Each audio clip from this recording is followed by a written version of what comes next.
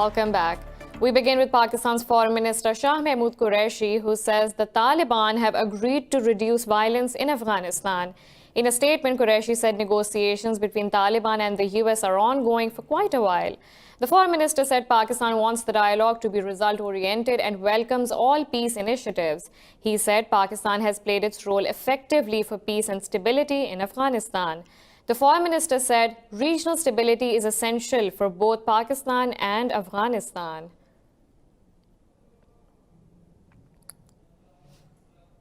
Meanwhile, the Special Inspector General for Afghanistan Reconstruction, John Sopko, says U.S. officials routinely lied over progress in Afghanistan.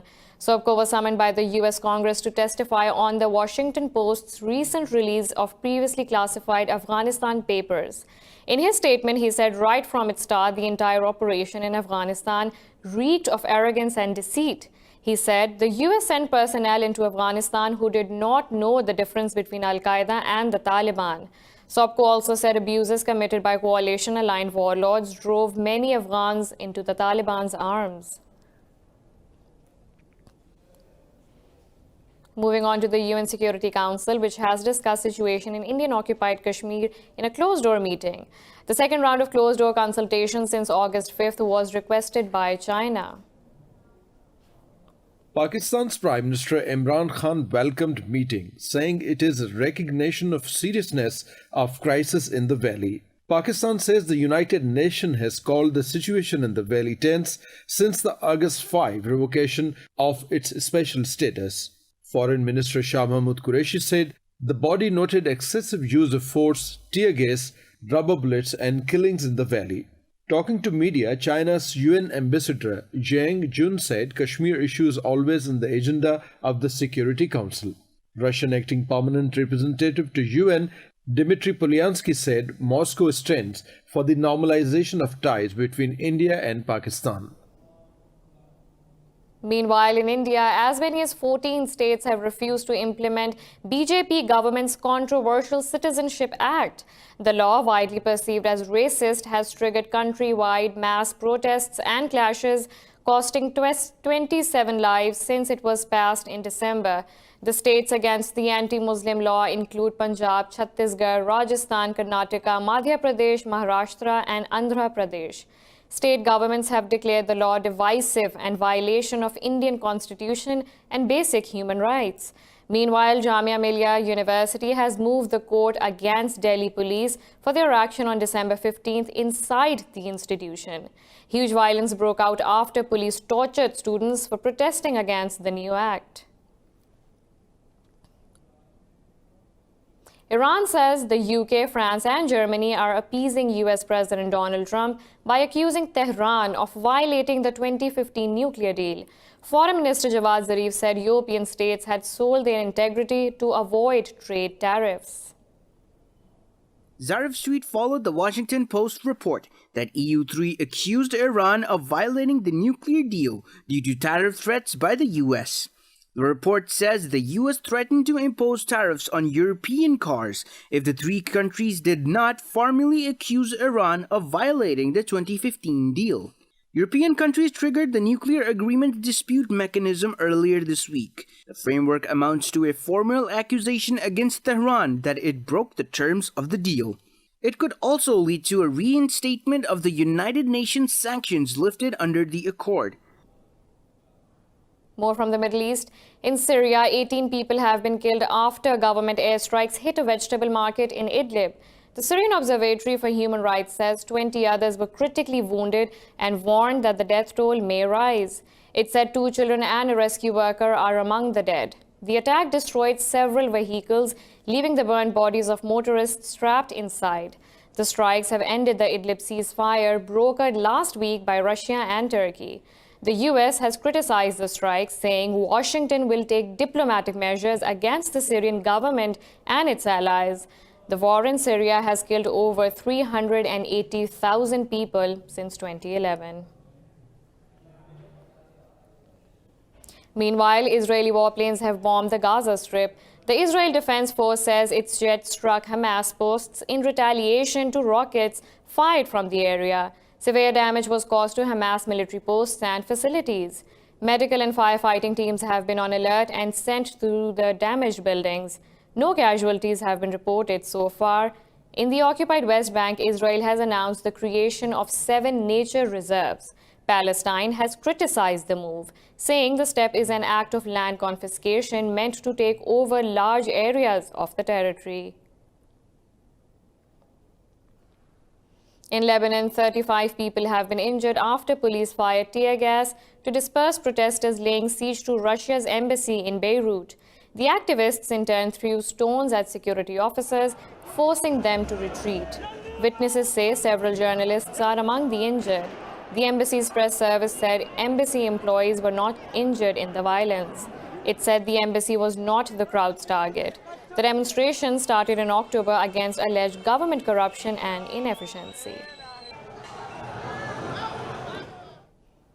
In northern Iraq, 3 militants from the Kurdistan Workers' Party have been killed in Turkish airstrikes during a counter-terrorist operation. In a statement, Turkey's National Defense Ministry said military operations backed by air power were carried out in the Hakkuk region. The ministry said Turkey will continue to destroy weapon caches and shelters used by the terrorists. It said over 400 Kurdish militants have been killed in northern Iraq over the past 5 months. Turkey holds the PKK responsible for the deaths of some 40,000 people in a 30-year terror campaign. To ease the trade war that has rattled the world economy for nearly 2 years, the US and China have signed a Phase 1 trade agreement. The deal was signed by US President Donald Trump and Chinese Vice Premier Liu at a White House ceremony. Under the agreement, China will strengthen intellectual property rules and boost imports of US goods by $200 billion over 2 years. President Trump said both countries are correcting the wrongs of the past and delivering a future of economic justice and security. Chinese Vice Premier Liu He said the agreement is rooted in equality and mutual respect before defending his country's economic model.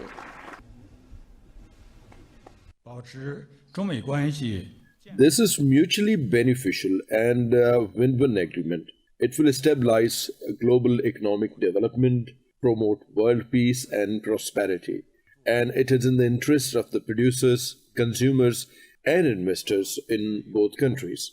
At the same time, this agreement is not directed at or will affect the lawful rights and interest of any third country. It is in line with the rules of the World Trade Organization.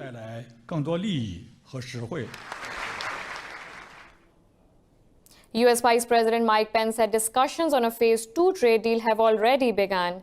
For more on this, we are joined by Aina Tenjin, China-based political and economic affairs analyst. Thank you for joining us.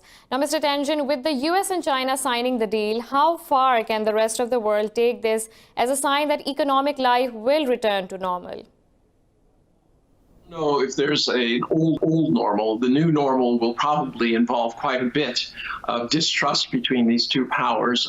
This is more of a truce. If you read through the 92-plus page document, you'll see that it's more like a memorandum of understanding. There are some big numbers that I think Donald Trump wanted for his political side. And there's this snapback agreement, which is kind of a buzzword that the U.S. has some sort of retaliation. But in terms of China, they could walk away from the deal entirely, and then we're back to square one. So a lot remains to be seen how it's implemented, and if, in fact, these two want to cooperate with each other. You'll note that Donald Trump only talked about the U.S., whereas the Chinese side was more talking about the global situation and how that would affect everybody involved. Agreement is more of a truce. Now, Mr. Tenjin, with China agreeing to purchase $200 billion of U.S. goods and strengthen its intellectual property rules, how fair is it to say the U.S. has won the trade war?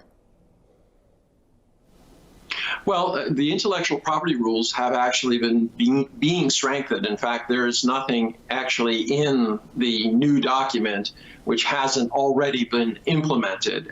People can say that that was in anticipation of this agreement, but the fact is that China has been making great strides. Remember, China is now the largest filer of intellectual property rights in the world. They now have skin in the game. This was not true in 2001, and they're very interested in protecting the rights. So I think that solves itself. In terms of the big numbers, we'll have yet to see. Remember, for example, in agriculture, in 2017, which was the height of the agricultural trade between China and U.S., China only imported 24 billion. It's hard to see how you could get 40 billion because of capacity issues. Remember, farmers cut back on the amount they're growing over the uncertainty. So there's not a lot of excess capacity where they could ship that to China. So it remains to be seen how that will work out. Thank you, Mr. Ainitenjan, China-based analyst, for joining us. Now, moving on, more on the trade deals and agreements. The U.S. and South Korea have failed to reach a comprehensive deal over defense cost sharing after the final round of talks ended in Washington. South Korea's foreign ministry says the two sides have agreed to work to conclude negotiations at the earliest. Seoul's chief negotiator, Jeong En-bo, and his U.S. counterpart, James DeHart, met for the sixth round of talks. The Korean Foreign Ministry said the two sides broadened their mutual understanding, but confirmed that there are still differences. South Korea insists that the talks should be conducted within the framework of the existing agreement. The meetings focused on expenses for the upkeep of 28,500 American troops stationed in the country. U.S. President Donald Trump says China has been very instrumental in North Korea denuclearization talks. Trump made the remark during a White House signing ceremony for a Phase 1 trade deal between Washington and Beijing. Trump said he views the on-again, off-again nuclear talks with Pyongyang as a beautiful game of chess. And it's all a very, very beautiful game of chess or game of poker, or I can't use the word checkers because it's far greater than any checker game that I've ever seen, but it's a very beautiful mosaic. But China's giving us a lot of help and we're giving them a lot of help. Meanwhile, North Korea slammed the U.S. over the rotational deployment of an army unit to South Korea. State media called Washington deceptive for talking of dialogue while bringing weapons to the Korean peninsula.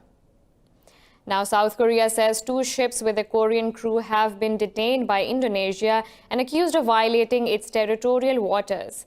The Foreign Ministry said a Panama-flagged LPG carrier has been held for over 3 months, while a South Korean cargo ship was stopped last Thursday.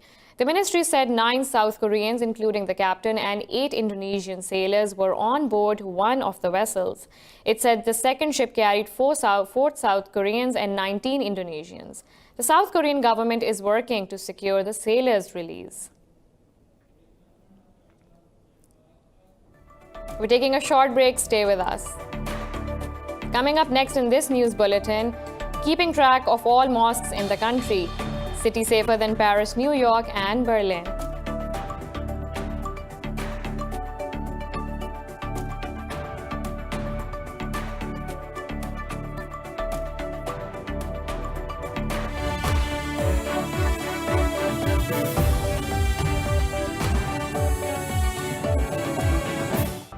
Welcome back. Now from Europe. France says it will discuss U.S. military support for its forces in the Sahel region amid growing concern at the U.S. withdrawal. Armed Forces Minister Florence Parly said she will soon visit Washington. Parly said Paris counts on Washington's support for success in the region. The U.S. has called for a reduction in the number of UN peacekeeping troops in Mali. Militants linked to Al-Qaeda and ISIS have strengthened their foothold in the region, making it ungovernable and fueling ethnic violence. France has over 4,000 troops in the Sahel, and the U.S. provides them intelligence, logistical, and drone support. European Commission President Ursula von der Leyen says a hard border between Northern Ireland and Ireland will never return post-Brexit. Von der Leyen said the European Union withdrawal agreement assures the current border status will stay intact. She said the EU is ready to invest in the implementation of the withdrawal protocol as it will ensure its full execution. She said the Brexit debate magnified Ireland's national sovereignty. Leyen said Ireland is a strong and confident country with the fastest growing economy in the European bloc. In the UK, Culture Secretary Nicky Morgan says London will keep Huawei technologies out of its critical national infrastructure. Washington had threatened to end intelligence sharing with Britain if it used Huawei's 5G technology. Morgan said the security and safety of infrastructure is important when the government makes that decision. She said 5G is important for UK, adding that Huawei already plays a part in its 4G and 5G networks. Yesterday, China urged Britain to take an objective and fair position on 5G tech. China's Foreign Ministry spokesman Gang Shuang said Beijing hopes the UK creates a business environment that does not discriminate against Chinese companies. In Russia, the lower house of parliament will hold a plenary session today to consider Mikhail Mishustin for the position of prime minister. Speaker of the State Duma, Vyacheslav Volodin, said all members of the lower house will question Mishustin before the session. Volodin said the vote on constitutional amendments proposed by Russia's President Vladimir Putin will take place in September. Putin has signed a decree to establish a working group to prepare proposals on amending the Russian constitution. Russia's account chamber said the implementation of new social and economic measures will require $6 to $8 billion annually. Yesterday, the Russian government resigned after Putin announced plans to change the constitution. Venezuela's opposition has remotely held a parliamentary session in the Caracas suburb of El Hatelo. This came after armed civilians attacked a convoy carrying allies of opposition leader Juan Guaido to the parliament building. More in this report. Guaido's spokesman said 4 lawmakers were in the vehicles, including the second congressional vice president, Carlos Beresbetia. Earlier, the opposition re-elected Guaido as the head of the National Assembly in a separate plenary after troops stopped them entering Congress. The head of the pro-government Constituent Assembly, Diosdado Cabello, said the opposition had no reason to go to the National Assembly. They don't have much to do here. I don't think they have ever done anything. They've been here for 4 years and they've done nothing. Why would they want to come now?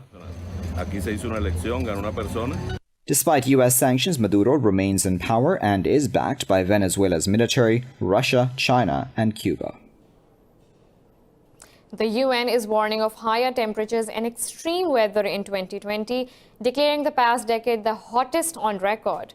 The World Meteorological Organization says the dire consequences of increasing global temperatures are already visible. The WMO pointed to retreating ice, record sea levels, increasing ocean and heat acidification. It said the year 2019 is the second hottest on record after 2016. The UN agency says since the 1980s, each decade has been warmer than the one before, warning the trend is expected to continue. Rainfall across parts of eastern Australia has provided some relief after months of catastrophic fires fueled by climate change. But the air quality in parts of the country has become the worst on the planet. This report has more details. Australia's Weather Bureau says the country will have to wait until March for heavy rains. The blazes have claimed 29 lives and killed over 1 billion animals. More than 2,000 homes have been destroyed. Some 100 fires are still burning across the east coast. Meanwhile, British tennis player Liam Brodie has criticised Australian Open officials for holding the qualifying round this week, despite the toxic smoke. Earlier, Slovenian Dalila Jakopovic was forced to retire while leading in her match when she was overcome by a coughing fit. Yeah, I have no asthma or breathing problems. I never experienced something like this like I had yesterday. I mean, it was really scary. I like couldn't breathe. I didn't know what to do. I had the feeling like I'm gonna collapse on the court, and I was really scared, I have to say. And the whole match was tough for me to breathe, to get some fresh air, to get some air at all. So yeah, was tough conditions, very. Japan's defense ministry says it has sent 2 transport planes and 70 personnel to join efforts to fight the devastating bushfires.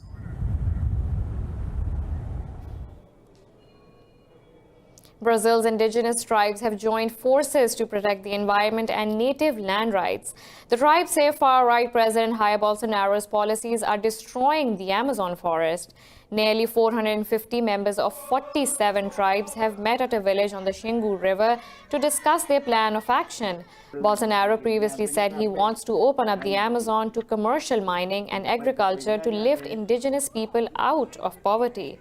KEAPO Chief Rayoni Meteocter rejected the prospect of mining on tribal lands and called on Brazil's Congress to block the measures. The coordinator for Brazil's Association of Indigenous Peoples, Sonia Guajajara, called it a grave moment in history. Nós estamos num momento muito grave da nossa história. We are going through a very grave moment in our history. It looks like a war scenario. The criminalization of our leaders, the assassination of indigenous people, the increasing rate of violence due to land conflicts, illegal logging, illegal mining. They are there as if it were nothing. How many mosques are there in the world's most populous Muslim majority country? In 2013, the Indonesian government made a team of 1,000 mosque hunters who visit every corner of the country trying to answer this question. So far, they've documented over 500,000, but the task before them is not even close to being finished. This report will tell you more.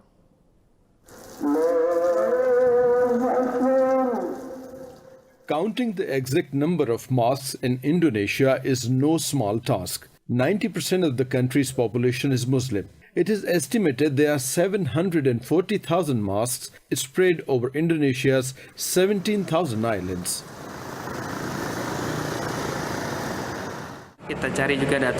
What we are also gathering is data related to whether a mosque is exposed to radical ideology. We also want to see the geographical distribution of mosques exposed to radicalism. This is helpful to address the radicalism problem in the Indonesian society. The mosque hunters use drone to take pictures of newly counted mosques and then upload them to an online database. This is a necessary exercise because Indonesia's reputation as a hub of moderate Islam has been tested in recent years. In 2018, Indonesia's intelligence agency found dozens of mosques spreading radical ideology. There have also been terrorist attacks carried out by the local ISIS affiliates. Data about the number of mosques in Indonesia is questionable because there are a lot of mosques undetected by officials, especially in regions where Islam is a minority. The mosque hunter hoped to finish the official count by the end of 2020, but new mosques are popping up all the time, making it hard to keep track of them. As such, Indonesian authorities could have a hard time reclaiming the country's religious narrative. Pakistan's city of Lahore, capital of the Punjab province, has been declared among the safest cities of the world. A survey by global database Noembeo shows the city is safer than Paris, New York, Berlin, and Chicago. The survey shows Lahore is ranked 230th out of 374 cities of the world for January 2020. It was placed at 174th in January 2019 and moved to 222nd with an improvement of 28 places in mid-2019.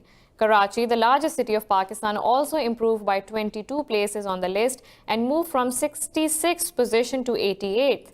According to Noembeo, an increase in a city's ranking means a drop in its crime rate.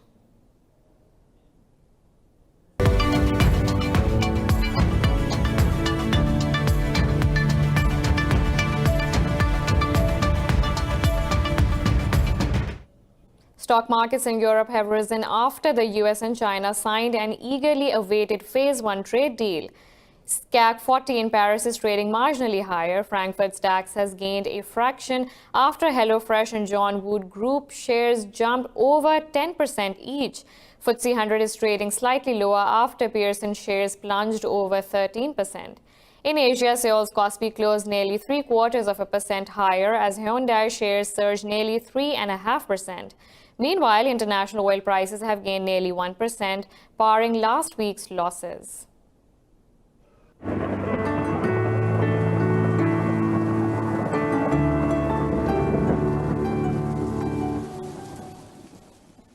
Now let's look at the weather from around the globe.